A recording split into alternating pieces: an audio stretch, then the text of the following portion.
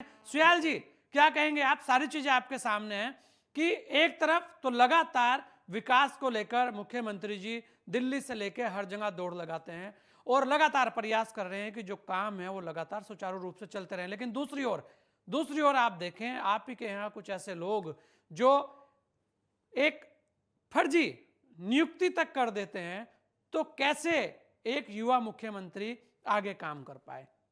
सवाल तो बहुत सारे लोग खड़े कर रहे हैं अब। उत्तराखंड की जनता ने भारतीय जनता पार्टी को 2017 में प्रचंड बहुमत की सरकार उत्तराखंड राज्य के अंदर बनाई। भारतीय जनता पार्टी ने पिछले 5 वर्षों के अंदर पूरा प्रयास किया कि उत्तराखंड राज्य विकास के पथ पर अग्रसर हो। उसका परिणाम हुआ कि 2022 में भारतीय जनता पार्टी की सरकार उत्तराखंड राज्य के अंदर पुनः पुष्कर सिंह धामी जी के नेतृत्व में आई। जनता ने हमारे निर्णयों को सराहा, हमारे फैसलों को सराहा। हमने उत्तराखंड के विकास के लिए माननीय नरेंद्र भाई मोदी के मार्गदर्शन में जो काम किया, वो सबके बीच में है, वो सबने देखा और उसी के आधार पर पुनः जनता ने जो जनादेश दिया है और जो जनता का आशीर्वाद मिला है, मुझे लगता है कि विपक्ष उसे पचा नहीं पा रहा है, क्योंकि 55 वर्षों तक ये देश को लूटते रहे। उत्तराखंड राज्य के अंदर भी इनको बहुत अवसर कांग्रेस को मिले हैं राज करने के, और इनके राज करने का जो तरीका था, जिस तरह से उत्तराखंड में इन्होंने सभी चारों तरफ भ्रष्टाचार का बोलबाला था और जिस तरह से इनके समय में व्यवस्थाएं चल रही थी, वो सबके सामने जग जाहिर थी। और उसी का कारण है कि इनके पूर्व मुख्यमंत्री कई स्थानों से लगातार चुनाव हारते चले गए और इस पूरी दशा में कांग्रेस आकर आज खड़ी हो गई कि कांग्रेस कई धड़ों में बंटी हुई है। जहां तक कानून व्यवस्था का मामला है, तो निश्चित रूप से मैं कह सकता हूं कि सरकार पूरी तरह से मुस्तैद है और पुष्कर सिंह धामी जी की प्राथमिकता है कि प्रदेश के अंदर कानून की व्यवस्था अच्छे ढंग से बनना चाहिए। अंकिता भंडारी हत्याकांड निश्चित रूप से बहुत निंदनीय हत्याकांड है। इसकी जितनी भर्त्सना की जाए उतनी कम है। ये उत्तराखंड के हम सब नागरिकों के लिए बहुत ही दुखद और हम कह सकते हैं कि ये हमारी बेटी के साथ बहुत बड़ा घटना है।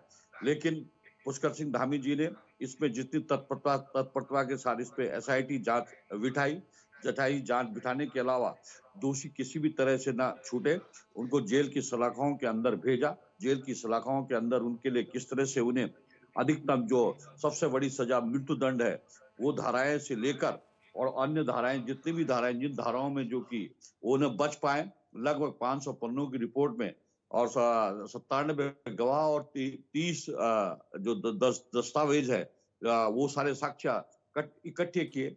नार्को टेस्ट के लिए 2 आरोपी सहमति दे चुके हैं, उसको भी उसमें सप्लीमेंट्री उस एसआईटी रिपोर्ट में प्लस होगा और 22 तारीख को न्यायालय उस पर अपना अपना अपना सुनवाई करेगा।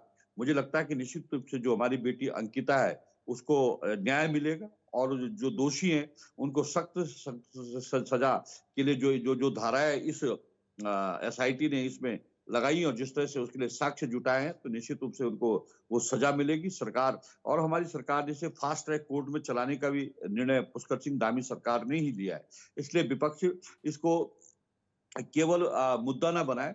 हमारे हमारे हमारी भी हम भी पूरी तरह से उस घटना से आहत थे। हमारे भारतीय जनता पार्टी के सभी कार्यकर्ता पदाधिकारी भी और हम सब भी चाहते हैं कि जिन्होंने और इस तरह का अपराध किया है, उनको निश्चित रूप से जो अधिकतम कठोर दंड मृत्यु दंड है वो मिलना चाहिए और उसके लिए पूरी पैरवी की जा रही है। उसके बाद रही दूसरी बात विधानसभा भर्ती प्रकरण की। विधानसभा भर्ती प्रकरण पर हमारे प्रदेश के युवा मुख्यमंत्री जी ने विधानसभा अध्यक्ष को चिट्ठी लिखी कि लोग विभिन्न प्रकार की आलोचनाएं और विभिन्न प्रकार की आशंकाएं प्रकट कर रहे हैं कि जो भर्ती हुई है, जो तदर्थ भर्तियां हुई है, वो भर्तियां गलत हुई हैं। इसलिए इस पर जांच बिठाई जानी चाहिए और विधानसभा अध्यक्ष ने उस पर एक कमेटी बनाई, उस पर एक एक्सपर्ट की कमेटी बनाई। उस एक्सपर्ट की कमेटी ने रिपोर्ट दी कि ये भर्तियां अब असंवैधानिक है, पीठ असंवैधानिक है और ये विधि सम्मत नहीं है। उसके बाद जो जो उसमें अभ्यर्थी थे, हितधारक थे, वो हाई कोर्ट गए। हाई कोर्ट में उन्हें न्याय नहीं मिला, सुप्रीम कोर्ट में उन्हें न्याय नहीं मिला। अब मुझे लगता है कि उनकी बात में कोई दम नहीं है। उससे पहले भर्ती के जितने भी प्रकरण हैं, उन प्रकरणों पर मुझे अभी हमारे वरिष्ठ पत्रकार महोदय जो कह रहे थे कि कोर्ट उसपे पहले भी टिप्पणी कर चुका है। तो मुझे लगता है कि कांग्रेस पार्टी को इसके बजाय रचनात्मक बिंदुओं पर ज्यादा ध्यान देना चाहिए।